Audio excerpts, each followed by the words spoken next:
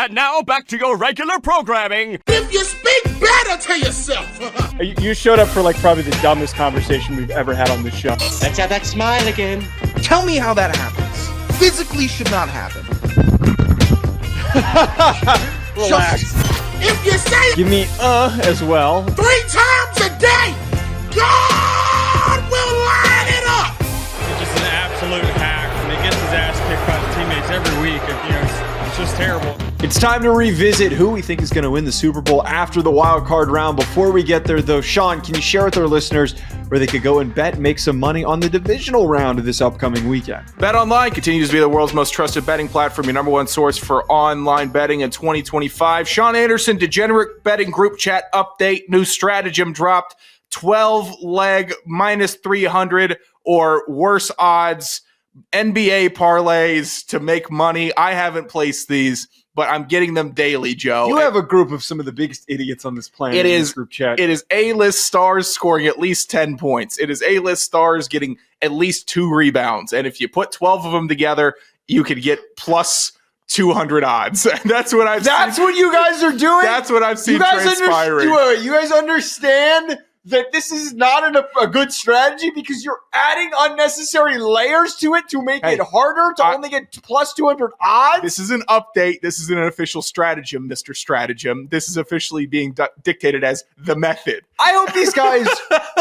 I really hope these guys don't have jobs that require a lot of brain power because it doesn't. So whoever concocted this one, is it one of the ones that I've met? You've met, yeah. Is it one of the ones that I'm going to possibly see this weekend? Yes. You got to point them out to me immediately. You ask him about the new methodology. Yeah, I'm going to let him know what I think about it. He'll break it down, and then I will break down to them that BetOnline has the largest selection of odds on anything football, NBA, college basketball, NHL, UFC, from touchdowns, three-pointers, hat tricks. BetOnline has you covered on every game, every play, every win. BetOnline, the game starts here. All right, Sean, we have the updated playoff bracket. Obviously, just meaning that the wildcard round is behind us, and we now are on to the next best teams remaining. We've weeded out some of the weaker teams. The Chargers, done. Steelers, done. Teams that didn't show a pulse like the Vikings, done. If we were to revisit our original predictions and we readjusted with the current scope of NFL teams that are in the mix, who are your final 2 teams that get to the Super Bowl after what we witnessed? AFC, Chiefs, and I'll tell you why. NFC, Eagles, I'll tell you why. I'm doubling down on the matchup of evil. Let's start with Philly. They've got an absolutely insane offensive line, probably the best running back left, and they run the ball about as well as any team left in the playoffs. Plus, they just have some weird magic destiny about them. They're so hated. Their coach is so annoying. You got the very vulgar fan in the stands this week. Like, we just have everything shaping up for the Eagles to just keep on spitefully winning games, and we're going to have to keep on suffering through that. Similarly with the Kansas City Chiefs, going to be nearly 23 days since they last played. And I'm not sure if you caught this little detail, Joe. They're already starting the Patrick Mahomes ankle injury milking. It's already shaping up. It's already starting to shape up where he's getting some rest for his high ankle sprain. It seems like every year playoffs come around, Patrick Mahomes heroics with the ankle, and we got to make sure. God forbid a man fights through an injury. Quit hating on him. He's awesome. He's best quarterback in the league. But we've seen this movie. We see how this team rallies behind their tattered and battered quarterback. And it's going to be slim Travis Kelce, who was a maniac on the McAfee show this week. He couldn't get a full sentence out with just saying, well, let's go, baby. Let's go, baby. Like, that's all he could do. So the Chiefs have that weird destiny about them. They're just going to roll. Everyone's going to be upset. And the same thing with Philly. They're going to roll. Everyone's going to be upset. I love it when everyone's upset. I'm out on that entirely. I'm completely poo-pooing all over that. You couldn't sell me on either of those teams. Here is the new Super Bowl matchup. I originally said Rams versus Bills. I am sticking with the Rams. I was extremely impressed by the Rams, the way that they played against the Vikings. The Vikings were a good defensive team. They couldn't do anything to stop that Rams offense.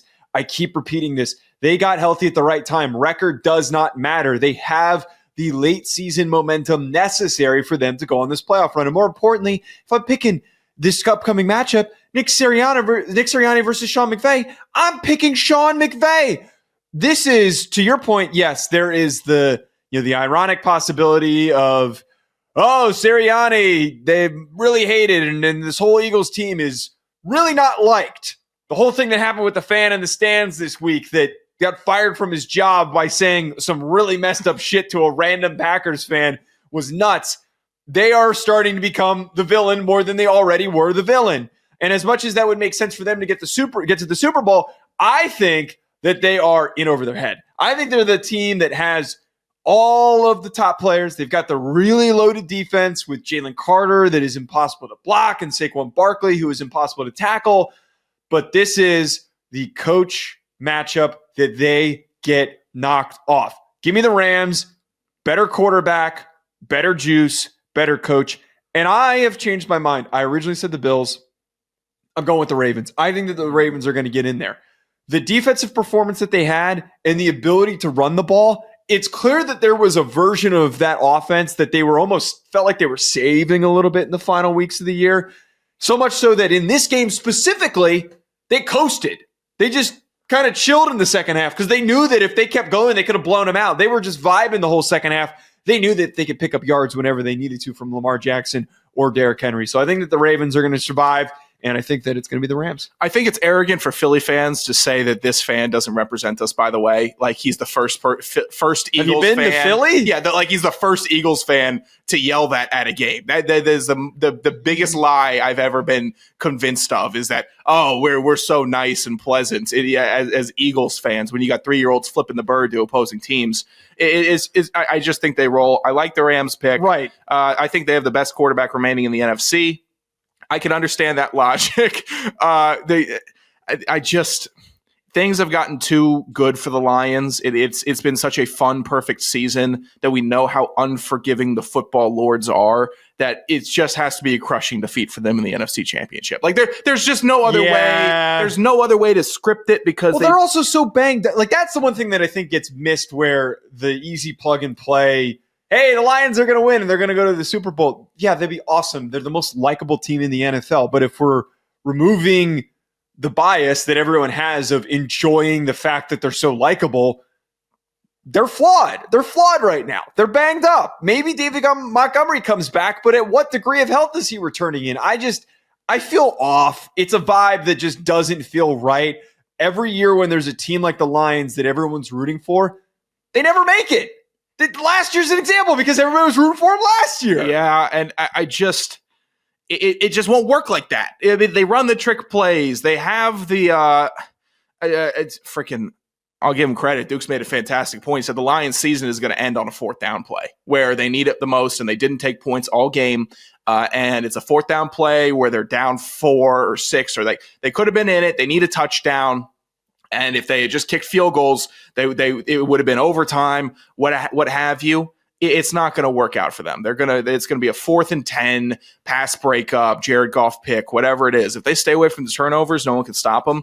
But there just has to be some silliness. It's a cursed franchise as a whole. Sean, the deadline for players to declare for the 2025 NFL draft is almost here, and a declaration that was highly anticipated, and there were a lot of people waiting to hear the decision. That was from Quinn Ewers. Oh, of all people, Quinn Ewers, Texas quarterback who fumbled in one of the most crucial situations in college football playoff history, giving the game to Ohio State. He is entering the 2025 NFL draft. A lot of people thought, hey, maybe this guy goes back to school. He's got another year of eligibility. He can make some big bread. He can maybe lead a team to the playoff and then fall short again. Who knows? People with really poor sourcing thought that he was going to go to Notre Dame. That was never going to happen. But you're a very big fan of Quinn Ewers as a draft prospect. So what do you as the biggest Quinn Ewers fan who said that he could be the Jaguars' first-round pick, your thoughts are I know that you're excited. Yeah, who couldn't be? He put in a really good last 4 games of the season for Texas. We saw him protect the ball. Yeah. We saw him be quick and decisive, snap decisions. He was never having to get bailed out by his wide receivers. Like Golden or Bond. Like, no one ever had to bail him out with a freak catch one-hander. It's not like he ever had a bunch of time either in the pocket. So I really think that, he showed his mettle down the stretch and could be making that push, Joe. Top 3 quarterback push. He's making the smart move, unlike Carson Beck deciding to get paid more in a year in college than he probably ever will in the NFL. Like Carson Beck, that's the wrong move, man. Don't spend a year in Miami before getting shipped off to freaking Detroit or Green Bay to ride the pine. No. You should be there. You should be in the cold. I've soured immensely on him. Yeah, you said that he should go to the Jaguars to compete with Trevor Lawrence. Yeah, I think that he would push Trevor Lawrence to be a better quarterback. Somebody needs to get that dude locked in because Trevor Lawrence, maybe you could call him a self-starter, trying to be weight room, trying to be getting chemistry with my receivers. He's not a self-starter mentality-wise. He goes out there like a wet paper bag, just a piece of Play-Doh on the field. No emotion, no juice. Bad decisions all over the place because no one's ever sweating him. No one's ever pushing him. He's never scared about getting benched. I think he needs that. I think Ewers would provide that. I still do. I can't believe you're doubling down on this. I would double down on that. I would not. I will officially retract first round. Double down for. So second round, he's on the table. Second round, we're having a whole different conversation. Oh, Lord. We are having a PowerPoint presentation on second round. Look, all I got to say on this, I implore NFL fans, draft analysts, wannabe draft analysts, please don't buy yourself in on this. Don't buy yourself in and try to say, guys, I think you're looking at Quinn Ewers the wrong way. Look at the arm talent that he's got. If we just gets the right situation with the right team and the right weather and the right longitude and latitude of the location of the team that he's playing on, this is a future MVP. Nobody's home up top. Nobody's home up top. The decision-making is not freaking there. Highest rated recruit of all time at one point. Insane arm.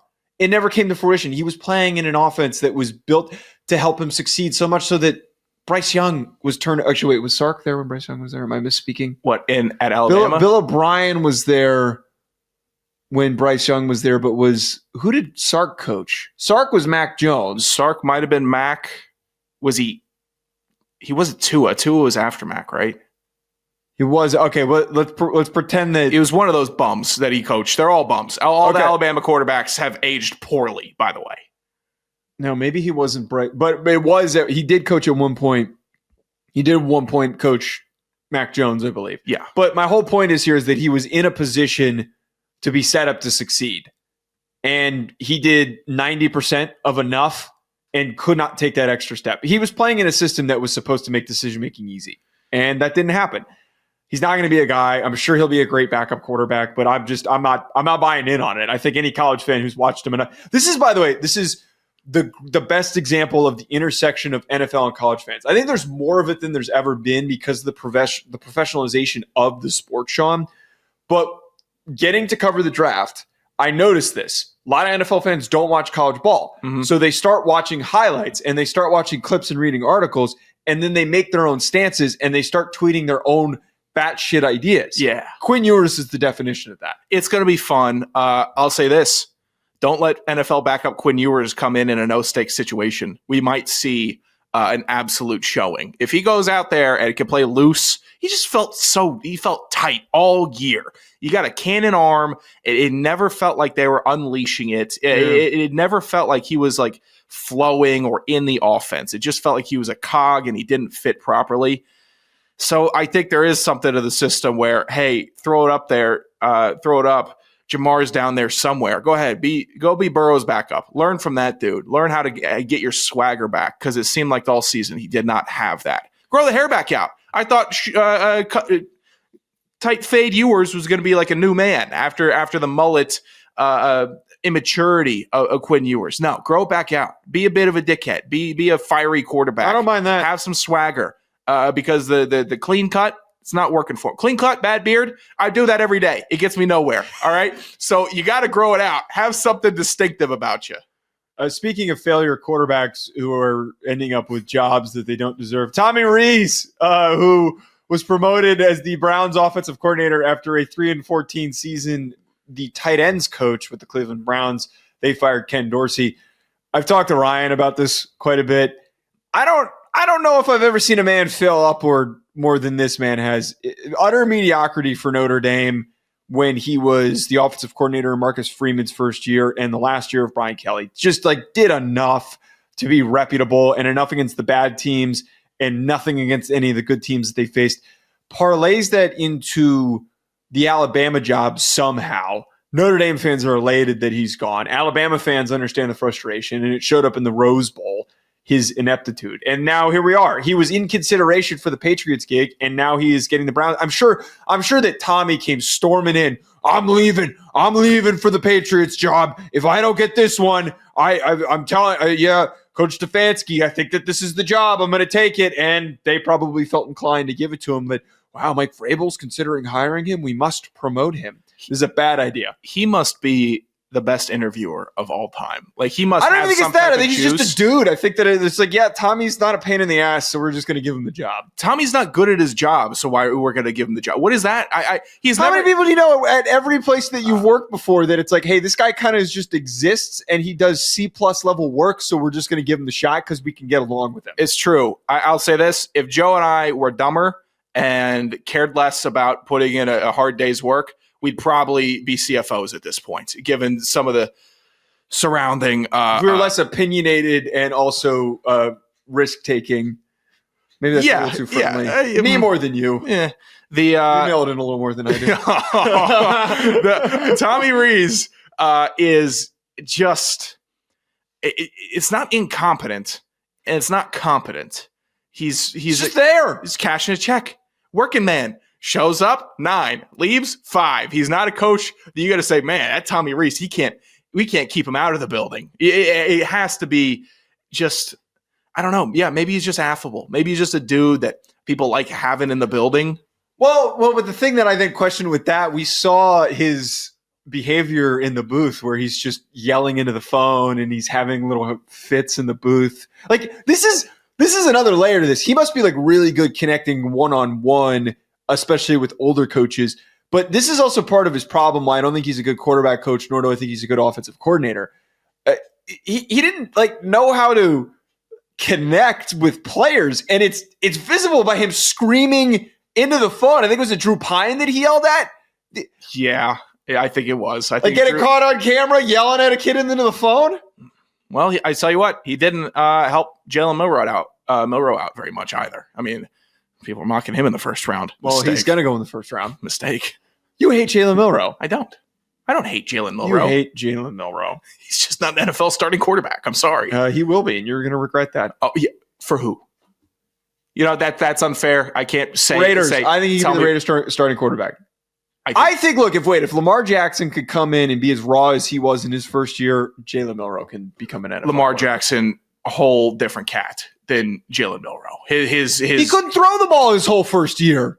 What, in Baltimore? Yes. Oh yeah, he could. You go back and watch that playoff game versus the Chargers. It was every time he dropped back, it was kind of like, all right, when's he going to run? And now he's a completely different quarterback. Lamar won the Heisman because he was faster than everybody. He's faster than Jalen Milroe. He was playing. No, they're the same speed. Jalen Milroe was also bigger than him. Okay. It means nothing to me. Lamar's slippery. He's fast. He's the fastest human I've ever seen in my life.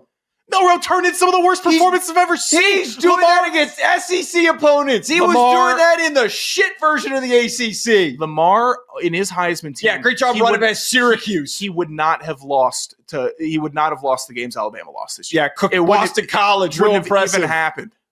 Wouldn't have even happened. He did it against a Georgia defense. Putting up 3 points, I'm sure Lamar ever did that ever. The tools are there. The tools are there. Understand the tools. You just hate guys that have potential. I'm sure they have potential. I'm sure he's got tremendous potential. It's the NFL. You know what? I hope the Giants take him. I hope the Giants take him, and then I have something to root for. I'll buy you a jersey. I will buy you. Please do, because I would buy one myself. Jersey. I would have something to root for. Not only would I be able to root for him, but then I'd be able to root against you every single day. Hey, did you see that 90-yard touchdown that Jalen Milroe ran for? Stitched jersey. Did you see that 60-yard touchdown pass that he threw to? You give me a game patch one? I'm not getting you a T-shirt jersey. I'm not getting you an iron-on. If you want to be on the Jalen Milroe train in Big Blue, I'm your man. I'm going to push the most. I haven't broken down his film yet. I'm going to push the most batshit illogical. Like I was saying about Quinn Ewers that some idiots were going to do. I'm going to be that guy with Jalen Milroe this whole cycle. You be that guy. I'm happy for you. How'd that work out with Richardson for you? Yeah. He's still got time. I actually scanned your tweets about Richardson. You were way more tame than I thought you would be. Well, I wasn't as embedded in the draft stuff at the time. We got to talk about what has been one of the most underratedly hilarious situations happening in the NFL.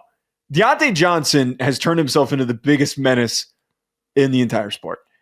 And I got to appreciate the consistency to the bit. Some people are saying like, oh no, like I really wonder, is something wrong? Like, wow, this is so terrible. No, this is effing hilarious. Like this is the funniest thing that could have happened. It's not getting enough pub.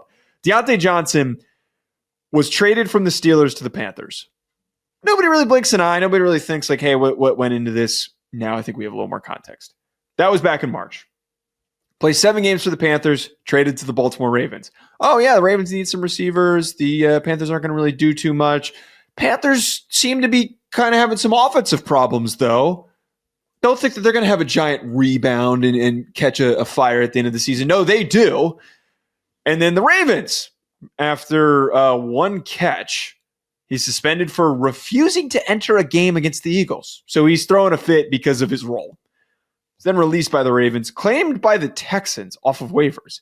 Texans had a really rough finish to the year. Bounced back in the same time frame, released Deontay Johnson. Now, the latest update, that was, by the way, 2 games for 12 yards was what he accumulated. Mm-hmm. Now, the latest update is that the Ravens reclaimed him, but he is not going to join the team in the postseason, but it now requires him to be an unrestricted free agent with the Ravens. So I have no idea what's going to come from that. This man has been a in and out menace. He has come in and out of spots, and the second he has entered, turmoil. The second he has left, sudden rejuvenation. It is, well, he's had a big year. So you know what? Deontay, keep on scratching and clawing. It's a hard league to get a hit in. The Steelers. Why you put it that way? He's being a dick. I'm not being a dick. No, he's being a dick. Yeah. What do you scratch and claw any way that you can? I don't think he deserves to be on a roster. I'm actually shocked that they're giving him opportunities. I don't even know if this is Deontay Johnson's fault. I'm going to need you to follow me here. The Pittsburgh Steelers may have a weird curse with wide receivers where they can draft the hell out of a wide receiver. The first 2 years, sometimes 3 years and beyond, most dynamic wide receiver play that you've seen. And then it just crumbles in an instant. And then it's a completely different person. Chase Claypool happened with him. George Pickens currently crashing out. Antonio Bryant, crash out king of the NFL of the 2010s. Martavis Bryant had his own personal issues. Deontay Johnson can't stay on a team for more than a couple games. There's something in the water in Pittsburgh in the wide receiver room. Hines Ward's normal. Hines Ward was part of the old regime. There's Hines Ward played with Tomlin for what, 2 years, 3 years? He retired in 2011. No, maybe. He didn't play that long. There's something going on in this wide receiver room. I don't know if it's the pressure, if Mike Tomlin is putting additional pressure on these guys because he was a former wide receiver himself. It does not work. It does not last in Pittsburgh. And these guys come out like they're Vietnam vets. They can't find a job. They can't hold. They don't have their sanity. They don't have their wits about them. It's crazy. So my argument would just be there's clearly were probably character concerns that they identified during the pre-draft. They're clearly going after a certain type of prospect, guys that are lower down on boards. That I don't know if any character concerns came out for him or AB during the pre-draft stuff, but clearly guys that they were a little worried about, but they took the opportunity on, got just enough out of them, and then right when they started to lose their mind, that was when they got rid of him. Because we didn't hear about AB being crazy until he went to the Raiders. We just kind of heard that like, oh, it's time for him to move on. They're kind of just parting ways. Same thing applies for Deontay Johnson. I just think that Tomlin, to his credit of being a great head coach, knows how to get these guys to focus. And then these guys show up. Everyone's assuming, wow, we have these super productive receivers. Oh, just kidding. This guy's an asshole and he's going to lose his shit because he's not getting on the field. I just can't get over the fact why I don't think he should get a job. I mean, he should go play in the UFL or some crap. I can't get over the fact that he shows up at the Ravens. He's not there for very long. They already have an established receiver room. The thoughts like maybe, hey, you'll get into the mix eventually, and he throws a fit because he doesn't like his role. And then the same thing happens with the Texans. You don't think that he would maybe have learned and said, yeah, I should probably tone it down. I'm coming in at the end of the season, and I need to focus. And if I want to get on the field and contribute for a playoff run, maybe I should just, enjoy the ride. We'll go through my contract because I'm an unrestricted free agent. Maybe I want to come back here. No, he showed up after 2 games and immediately said, I'm going to cause problems. I need to be the biggest man in the room, and everybody needs to be talking about me. He'd be the 4th receiver on that team. What did he expect was going to happen? Yeah, he had an opportunity in Houston when they were devoid of wide receivers. They've just had their 2 of their 3 best wide receivers hurt this season. So he had an opportunity. I swear to God, this guy was dominant. I swear to you, Deontay Johnson, 2021, 1,100 yards, 8 touchdowns. The year before, 900 yards, 7 touchdowns. He was legit. He was a good wide receiver. Then it just crumbles. I can't explain it. I don't know why. That he, 28 now, should be in his prime. Go look at the highlights. You remember, he was like getting route god comparisons. He was supposed to be shifty, quick in and out breaks, explosive, secure catch guy. And then it just fell apart. I can't explain why it all just crumbled. And you know what? Maybe he had a year of Kenny Pickett. Maybe that's what it was. It was a year of Kenny Pickett. That radicalized them? And that radicalized him, yes. The other part about this I find really funny is assuming that D'Amico Ryans picked up the phone and was like, hey, man, we heard about what happened last time. We just need you to lock in. And Deontay Johnson lied through his teeth and then proceeded to show up and say, I'm going to be the biggest asshole I could be. I'm going to make a huge stink about this entire thing because I'm not getting on the field and getting the role that I'm expecting. I don't know many guys that can just step in after 2 games and immediately start getting 10 plus targets a game. Yeah, it don't work like that. It's very rare. It's for every position. When Baker had to step in on that Thursday game from a Tuesday, it was a headline because that just doesn't happen. You don't just have guys that you can put in an offense that late into a season and have them pick up on all the tendencies, nuances. Now you're teaching calls that are probably changed 10 times since training camp. It's a complete madhouse. Maybe he gets a ring though. I don't know if he would qualify for a ring if he's just held on roster. I don't. I would assume not. I wonder if this guy can get a ring though. This is the great culmination to today's show. I've been tracking this one. Worst week ever for this dipshit on the Ohio State football team, Caden Davis, who's a TikTok influencer. Anyone who has football and influencer and you're not on the field often, I lose all credibility for you. I'm not going to take you seriously. So not only is TikTok getting shut down as of right now on Sunday, and this man's one of his revenue streams is just getting kaput, just done. He's done. His whole what he's built himself off of TikTok, donezo. Yeah. He also got dismissed from the Ohio State team. And you're probably wondering, who the heck is this guy? What are we talking about here? He is a walk-on defensive lineman. If you want to know, hey, did he have any shot getting on the field? He wore number 61. That paints the picture of how useless he is. His whole Instagram feed, I implore you to look it up. The whole Instagram feed is him like behind the scenes and all this content of like, what's it like to be the walk-on the Ohio State football team? Last week, he posted a picture of him walking up the steps of the Cotton Bowl. And he posts this. George Fitzpatrick, offensive lineman on the team, comments, "You don't play here." Now, the dismissal, which we're trying to kind of connect the dots here. Mm-hmm. That picture that he showed of him walking through the facility, the stadium for the Cotton Bowl, was from last year, the bowl game, when it was not a part of the college football playoff. So he tried, in total fake influencer dickhead fashion, to post himself being there and being a part of the team when he probably was the last man on the roster behind all of the long snappers, the kickers, and the punters. He was the last man that probably wasn't even good enough to contribute on the practice squad team. So I'm bringing this all up. He clearly got kicked off for doing this BS. I can't help but just feel a little bit of, there's a little bit of comeuppance for it. Are you looking at his Instagram? Yeah, I'm scrolling here. Here's the one of the things. Looks a bit like Sorallo. the funniest part about what? Looks a bit like Serralo. No, he doesn't. With the hair? Let me see. Look at that. The hair, No, the chin. Not like facially. He doesn't like the hair, maybe. This is what Serralo would do if he was on a team. Well, he actually played a college sport. But the thing I think about with this is that you and I played at a lower level. We played FCS football at Rhode Island. And every so often we would have guys that would basically do this, but at a much smaller scale. I can get the whole clout chasing thing of trying to be the Ohio State walk-on guy, but it's really funny to put this into perspective knowing that this is something that happens on every single team. Yeah, this is one of the trends that I dislike when it comes to college football. I could tell you how to get by as a walk-on. You're just there. Practice hard. Get in the gym. Eat what they tell you to eat. Trying to give him advice? This is not advice. This is. You also weren't a walk-on. You were a preferred walk-on. This is There's a also difference.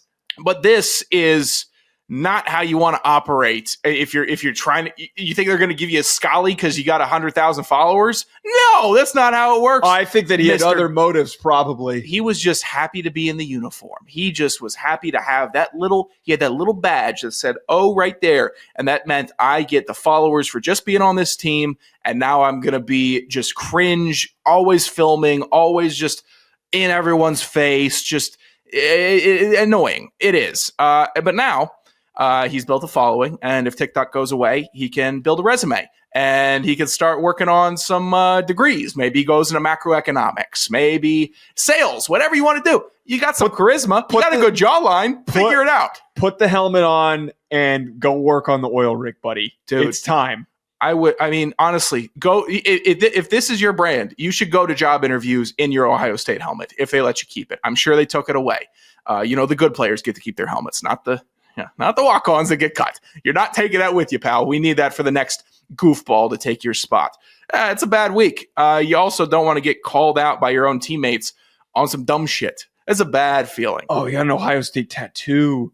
Did he? Where did he get? What, on his chest or something? No, on his leg. Oh, that's tough. Hey, that's lifetime. That means he was there. He was in the thick of it. I mean, there's just a couple of layers to this, though, that to just take it a tiny bit further that are just so funny to consider. How did he get this type of a picture? How did he get a photo? He was begging the photographer intern to just turn on the box lights in their photo studio. Maybe it was the draft when they were just warming up the media center before everything else, before the smoke boxes, whatever, before the lasers could get warmed up. The craziest part about this is like he doesn't look athletic enough to be. Oh God, he's talking about what his ratings would. Oh no, he's asking his teammates what their ratings would have been in the video game. Nice. He doesn't look big enough or athletic enough to have been like ever doing anything to contribute on the field. I had a guy at my high school. Okay, that was years before me. He was like 4 years ahead of my freshman year. I think it was like Luke Boger or something like that. Or name dropping. Because he walked on at Ohio State as a fullback, and he came to our practice one day as a senior when I was a senior, and he was yoked, intense, and let you know it's no game when you get to the next level. You're a fullback at Ohio State. He lifted up a 5-man sled by himself. I said, "That's Ohio State." You said you walked out of Ohio State, you got yoked. I believe it. This dude, completely different world. That was, oh God.